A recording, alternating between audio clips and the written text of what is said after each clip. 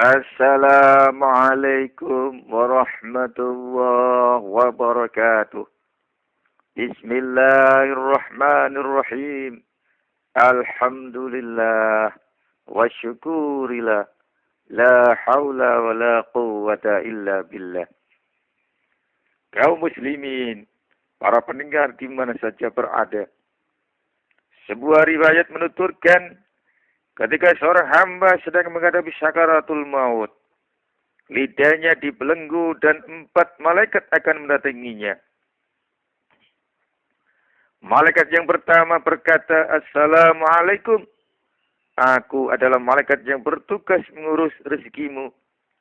Aku telah mencari rezekimu di seluruh bumi, dari timur sampai barat. Tetapi aku sudah tidak lagi menemukan sesuap pun. Kemudian malaikat yang kedua menghampirinya seraya berkata, Assalamualaikum. Aku adalah malaikat yang bertugas mengurus air dan kebutuhan minummu. Aku telah mencarinya di bumi bagian timur dan barat, tetapi aku sudah tidak lagi bisa menemukan air untuk minumanmu. Saat kematian semakin dekat, malaikat yang ketiga mendekatinya dan berkata, Assalamualaikum. Aku adalah malaikat yang bertugas mengurus oksigen untuk kebutuhan nafasmu. Aku telah mencarinya di bumi bagian timur dan barat, tetapi aku sudah tidak lagi bisa menemukan sedikit pun oksigen untuk kebutuhan nafasmu. Berikutnya malaikat yang keempat pun mendekatinya. Ia berkata, Assalamualaikum. Aku adalah malaikat yang bertugas mengurus ajalmu. Aku sudah mencari waktu untukmu di bumi bagian timur dan barat, tetapi aku tidak bisa mendapatkan satu kesempatan pun untukmu terus hidup. Setelah keempat malaikat tadi menunaikan tugasnya, datanglah malaikat kiraman katibin, malaikat pencatat amal dari sebelah kanan dan kiri si hamba. Kemudian malaikat yang berada di sebelah kanan berkata, Assalamualaikum. Aku adalah malaikat yang bertugas mencatat amal-amal kebaikanmu. Setelah berkata demikian, ia mengeluarkan lembaran putih dan memperhatikan kepada hamba tersebut. Setelah berkata demikian, ia mengeluarkan lembaran putih dan memperlihatkan kepada hamba tersebut. Seraya berkata, lihatlah catatan amalmu ini. Ketika melihat catatan itu, si hamba pun bersuka cita dan riang gembira. Kemudian malaikat yang berada di sisi kiri berkata kepadanya, Assalamualaikum. Aku adalah malaikat yang bertugas mencatat amal-amal kejelekanmu. Setelah berkata demikian, ia mengeluarkan sebuah lembaran hitam dan memperlihatkannya kepada hamba tersebut. Seraya berkata, lihatlah catatan amal kejelekanmu ini. Ketika melihat catatan itu, tubuh si hamba pun bercucuran keringat. Lalu ia menengok ke kanan dan ke kiri, karena takut membaca lembaran catatan amalnya sendiri. Setelah itu malaikat pencatat amal buruk itu melemparkan catatan amal jelek itu ke atas bantal si hamba, seraya beranjak pergi meninggalkannya. Beberapa saat kemudian malaikat maut datang bersama malaikat rahmat dan malaikat azab di sebelah kanan dan kirinya. Kemudian malaikat maut menunaikan tugasnya. Di antara manusia ada yang diambil nyawanya dengan ditarik secara keras. Ada yang dicabut dengan kasar. Dan ada pula yang diambil secara lemah lembut. Ketika nyawa sudah sampai di kerongkongan, malaikat maut akan mengambil nyawa orang tersebut. Jika orang itu termasuk golongan orang-orang yang beruntung, maka malaikat maut akan memanggil malaikat rahmat. Sebaliknya, jika orang tersebut termasuk golongan orang-orang yang celaka, maka malaikat maut akan memanggil malaikat azab. Setelah mengambil nyawa seseorang, para malaikat akan membawa nyawa tersebut naik ke hadrat Tuhan semesta alam. Apabila orang itu termasuk golongan orang-orang yang akan mendapatkan kebahagiaan, Allah SWT akan berkata kepada malaikat maut, kembalilah Kembalikan ruh itu ke badannya agar ia melihat apa yang terjadi dengan jasadnya. Lalu para malaikat pun turun membawa ruh itu ke bumi. Kemudian mereka meletakkan ruh itu di tengah-tengah rumahnya. Sehingga ia pun bisa melihat siapa saja yang bersedih. Dan siapa yang tidak bersedih sedikit pun atas kematiannya. Meski bisa melihat, tapi ia tidak bisa berbicara dengan mereka. Setelah jenazah diantarkan atau dimasukkan ke kuburnya, Allah memerintahkan agar ruh jenazah itu kembali ke jasadnya sebagaimana halnya ketika ia hidup di dunia. Terkait hal itu ada perbedaan pendapat di kalangan ulama. Sebagian berpendapat bahwa ruh itu dikembalikan ke dalam jasadnya seperti sedia kala, sebagaimana ketika ia masih hidup di dunia. Kemudian jasad yang telah dikembalikan ruhnya itu duduk dan ditanya oleh malaikat mungkar dan nakir. Sebagian yang lain berpendapat bahwa yang ditanya itu hanya ruhnya saja, bukan ruh yang telah dikembalikan ke dalam jasadnya. Namun ada pula yang berpendapat bahwa ruh tersebut dikembalikan ke jasad, tapi hanya sampai ke dada. Dan ada pula yang berpendapat bahwa ketika ditanya oleh malaikat, ruh tersebut berada di antara jasad dan kain kafannya. Meskipun ada perbedaan pendapat, yang perlu kita ingat di sini bahwa ada banyak atsar dan hadis yang sahih yang meriwayatkan tentang adanya pertanyaan dan siksa kubur. Dengan demikian sudah seyogyanya kita tetap meyakini akan adanya pertanyaan dan siksa kubur, dan tidak perlu sibuk memikirkan bagaimana siksaan itu terjadi atau dilaksanakan. Al-Faqih Abu Lais menerangkan, jika ingin selamat dari siksa kubur, seseorang harus senantiasa menjalankan 4 perkara dan menjauhi 4 perkara. 4 perkara yang harus dijalankan adalah memelihara sholat, sedekah, membaca Al-Quran, dan membaca tasbih. Yang keempat perkara ini akan menerangi dan melapangkan kuburnya. Sedangkan 4 perkara yang harus selalu dijauhi adalah berdusta, berkhianat, mengadu domba, dan kencing yang mengenai badan. Baginda Nabi Muhammad SAW bersabda, sucikanlah diri kalian dari air kencing, karena sesungguhnya kebanyakan siksa kubur berasal dari air kencing. Sebuah sumber menjelaskan setelah jenazah berada di dalam kuburnya, 2 malaikat yang berwajah seram akan mendatanginya dengan cara merobek bumi dengan kukunya. Mereka berdua adalah malaikat mungkar dan nakir. Lalu keduanya mendudukkan si jenazah dan bertanya kepadanya, siapa Tuhanmu, siapa nabimu, dan seterusnya sampai akhir pertanyaan. Jika si mayit termasuk golongan orang-orang yang akan mendapatkan bahagiaan, ia pasti akan menjawab pertanyaan-pertanyaan itu. Allah Tuhanku, Muhammad nabiku, dan Islam agamaku. Jika ia menjawab seperti itu, maka kedua malaikat itu akan berkata kepadanya, baiklah, sekarang tidurlah kamu sebagaimana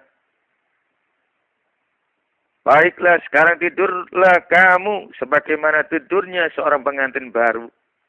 Kemudian kedua malaikat itu membuat sebuah lubang di dekat kepala si mayit agar ia bisa melihat rumah dan kamarnya yang telah disiapkan di surga.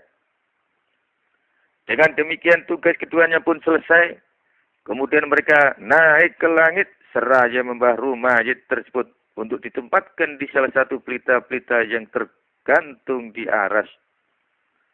Abu Hurairah radhiyallahu anhu berkata, baginda Nabi Muhammad SAW bersabda bahwa Allah berfirman, aku tidak akan mengeluarkan dari dunia seorang hamba dari hamba-hambaku yang hendak aku ampuni dosa-dosanya, kecuali aku akan terlebih dahulu mengurangi dosa-dosanya dengan cara menimpakan suatu penyakit di badannya, mempersempit sumber penghidupannya, atau menurunkan suatu musibah yang membuat hatinya bersedih jika dengan salah satu dari semua itu masih ada kesalahan-kesalahannya yang tersisa dan belum terhapus, aku akan mempersulit kematiannya hingga ia berjumpa denganku dalam keadaan tanpa membawa dosa sedikit pun.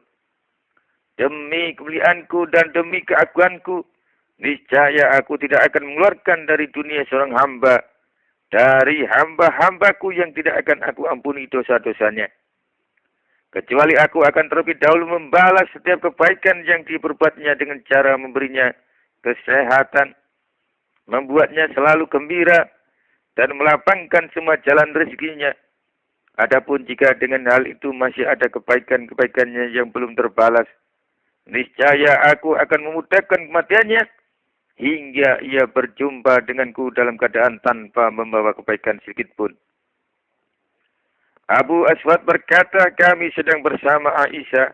Tiba-tiba ada sebuah kemah besar runtuh menimpa seseorang. Beberapa yang melihat kejadian itu menertawakan orang tersebut. Aisyah pun berkata, aku mendengar bagaimana Nabi Muhammad SAW pernah bersabda, tidak ada seorang mukmin pun yang tertusuk duri, kecuali dengan bencana itu akan tercatat untuknya satu pahala dan terhapus darinya satu dosa. Dengan kata lain, tidak ada kebaikan di dalam tubuh yang tidak pernah tertimpa penyakit, dan tidak ada kebaikan yang pada harta yang tidak pernah tertimpa berbagai musibah. Dalam suatu riwayat disebutkan ketika seorang mukmin akan meninggal dunia menuju alam akhirat, beberapa malaikat akan turun dari langit mendatanginya dengan wajah putih bersinar laksana matahari. Mereka datang dengan membawakan kafan dan balsam dari surga. Kemudian mereka mendekati si mukmin itu. Tak lama kemudian malaikat maut datang dan duduk di dekat kepalanya seraya berkata, wahai jiwa yang tenang, keluarlah dan kembalilah kepada Tuhanmu dengan segala pengampunan dan keridhaannya. Baginda Nabi Muhammad SAW menerangkan, ruh tersebut keluar dengan cara mengalir dari badannya seperti setetes air yang mengalir dari kantong air. Sesampainya di luar, ruh tersebut diambil para malaikat dan diletakkan di atas suatu wadah yang mereka pegang. Kemudian mereka membungkus wadah itu dengan lembaran-lembaran kain kafan. Dari bungkusan itu semerbak bau wangi menyebar seperti bau minyak misik. Setelah itu para malaikat membawa bungkusan tersebut ke langit. Dan tak ada satupun malaikat yang mereka lewati kecuali bertanya, bau apakah yang sangat harum ini? Sambil menyebut-nyebut nama panggilan si mukmin tersebut ketika masih di dunia dahulu. Para malaikat yang membawa bungkusan itu menjawab, ini adalah bau harum ruh si fulan. Sesampainya di depan langit, semua pintu langit dibuka untuk menyambut rombongan malaikat pembawa ruh si mukmin itu. Dari setiap langit ada seorang malaikat yang bergabung ikut mengantarkan ruh si mukmin itu hingga sampai ke langit ketujuh. Ketika rombongan sudah sampai di langit ketujuh, terdengarlah sebuah suara dari hadirat Allah berseru, tulislah semua amal perbuatannya di Iliyin, yakni tempat orang-orang yang baik. Kemudian para malaikat itu mengembalikan ruh si mukmin tersebut ke bumi, karena sesungguhnya ia diciptakan dari tanah bumi, sebagaimana telah dijelaskan Allah dalam firman-Nya. Minha khalaqnakum wa fiha nu'idukum wa minha nukhrijukum taratan ukhra. Dari bumi, dari tanah itulah kami menjadikan kamu, dan kepadanya kami akan mengembalikan kamu, dan daripadanya kami akan mengeluarkan kamu pada kali yang lain. Quran Surat Toha ayat 55. Baginda Nabi Muhammad SAW bersabda, kemudian para malaikat itu mengembalikan ruh si mukmin ke jasadnya. Lalu akan datang padanya dua malaikat yang sangat menakutkan. Keduanya akan mendudukkannya dan bertanya, siapa Tuhanmu? Dan seterusnya sampai akhir pertanyaan. Setelah itu kedua malaikat tersebut melanjutkan pertanyaannya sebagaimana berikut. menurutmu siapakah orang yang diutus kepadamu dan bernama Muhammad itu? Si mukmin menjawab, dia adalah utusan Allah dan Allah telah menurunkan Al-Quran kepadanya. Aku beriman padanya dan aku membenarkannya. Bersamaan dengan jawaban si mukmin itu, dari langit terdengar sebuah suara berseru, hambaku itu telah berkata benar. Sebagai balasan, bentangkan untuknya sebuah kasur dari surga. Kenakan padanya pakaian dari surga.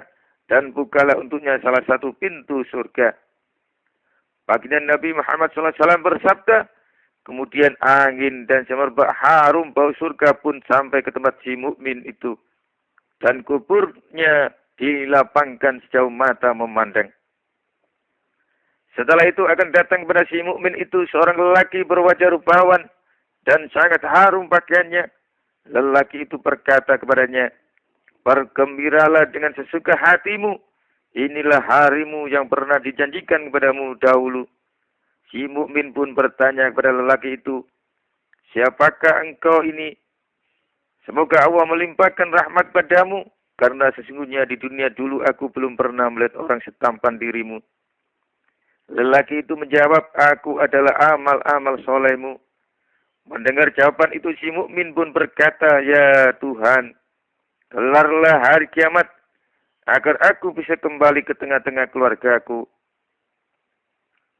Baginda Nabi SAW bersabda, adapun kalau orang yang mati itu dari golongan orang-orang yang celaka, ketika ajalnya tiba akan turun kepadanya beberapa malaikat dari langit dengan berwajah menyeramkan.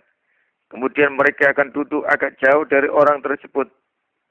Beberapa saat kemudian malaikat maut pun datang dan mendekat ke kepalanya seraya berkata, wahai jiwa yang kotor, keluarlah untuk menerima kemurkaan Allah. Maka berpisahlah ruh orang itu dengan jasadnya, dan ruh tersebut dicabut dari jasadnya seperti sepotong besi pembakar daging ketika dicabut dari kulit domba yang basah. Kemudian setelah keluar dari jasadnya, ruh itu dilaknat oleh segala sesuatu yang dijumpai olehnya di antara langit dan bumi. Bahkan laknat itu terdengar oleh semua makhluk, kecuali jin dan manusia. Para malaikat membawa ruh tersebut naik ke langit dunia. Namun ketika rombongan malaikat yang membawa ruh tersebut sudah sampai di depan langit, serta merta pintu langit ditutup, lalu terdengarlah sebuah suara menyeru dari hadirat Allah, Zat yang Maha Penyayang.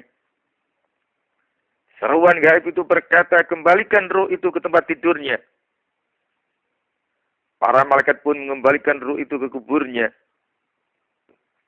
Tak lama kemudian malaikat Munkar dan Nakir mendatangi orang tersebut dengan rupa yang sangat menakutkan.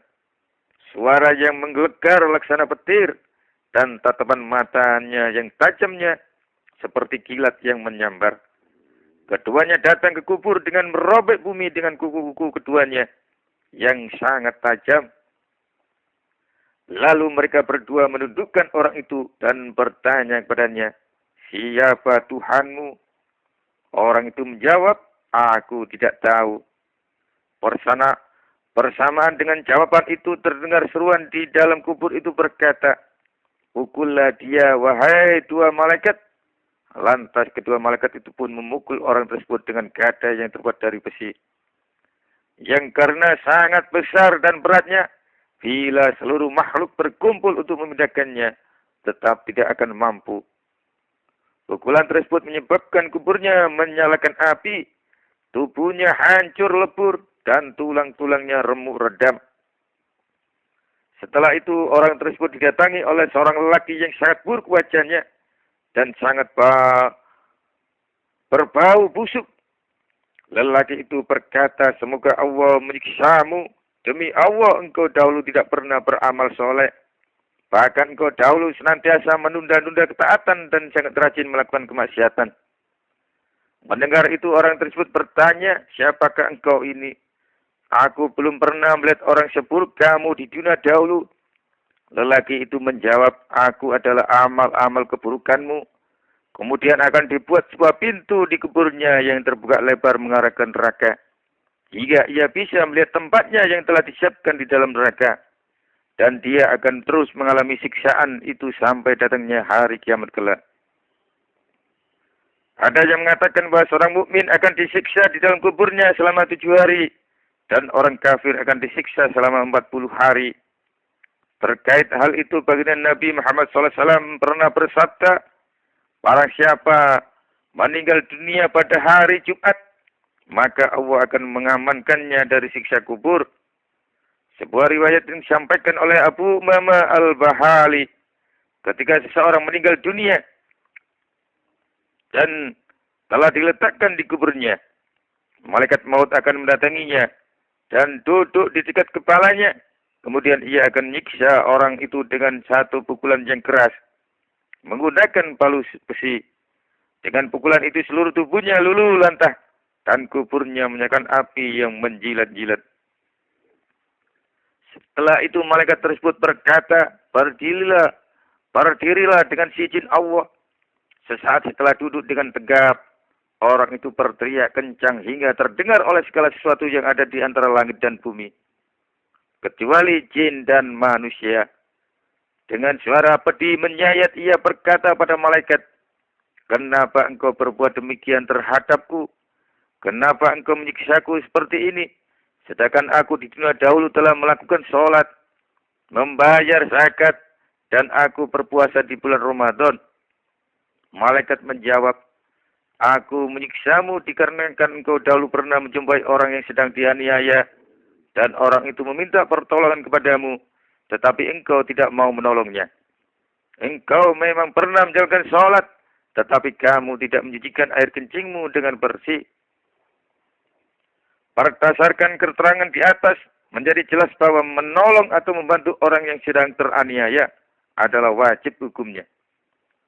Baginda Nabi SAW pernah menegaskan, barang siapa melihat orang yang dianiaya, lalu orang yang teraniaya itu pun meminta tolong kepadanya, tapi ia tidak menolongnya, niscaya ia akan disiksa di dalam kuburnya dengan 100 cambukan, dengan cambuk yang berasal dari api neraka. Baginda Nabi Muhammad SAW bersabda, ada 4 macam manusia yang pada hari kiamat kelak Allah akan membawa mereka di atas mimbar-mimbar dari cahaya dan kemudian masukkan mereka ke dalam naungan rahmatnya. Salah seorang sahabat bertanya, siapakah mereka itu ya Rasulullah? Beliau menjawab, mereka adalah orang-orang yang menyayangkan. Mereka adalah orang yang mengenyangkan orang yang kelaparan, membantu kebutuhan orang yang berperang di jalan Allah, meringankan beban orang yang lemah, atau menolong orang yang dianiaya. Anas bin Malik menuturkan bahwa baginda Nabi Muhammad SAW bersabda, ketika seorang mayat telah diletakkan dalam kuburnya dan ditimbun dengan tanah, maka sanak keluarga dan anak-anaknya akan berkata, dia adalah orang yang mulia dan terhormat. Kemudian malaikat yang bertugas mengurus kuburnya berkata, apakah engkau mendengar ucapan mereka itu? Mayat itu menjawab, ya aku mendengarnya. Maka malaikat itu berkata lagi, jadi engkau adalah orang yang terhormat dan mulia. Mayat itu berkata, itu adalah perkataan mereka. Alangkah senangnya aku bila mereka tidak mengatakan perkataan mereka itu lagi. Setelah itu kuburnya akan dihimpitkan. Setelah itu kuburnya akan mengimpitnya hingga seluruh tulang-tulangnya menyatu. Lalu orang itu terus meratapi keadaannya di dalam kubur. Ia merintih, oh tulang-tulangku. Aduh hinanya tempatku. Aduh sengsaranya diriku. Aduh kerasnya pertanyaan mungkar dan nakir. Demikianlah keadaan itu terus berlangsung sampai malam Jumat pertama dari bulan Rajab tahun kematiannya. Pada saat itu Allah akan berkata, wahai para malaikat-malaikatku, saksikanlah bahwa malam ini aku telah melebur semua dosa-dosanya. Dan aku akan mengampuni semua kesalahan-kesalahannya semasa hidupnya dahulu. Hadirin hadirat yang dimuliakan Allah dan para pendengar kaum muslimin di mana saja berada. Demikian sekelumit apa yang bisa saya sampaikan, mudah-mudahan ada guna manfaatnya. Akhirul kalam. Wassalamualaikum warahmatullahi wabarakatuh.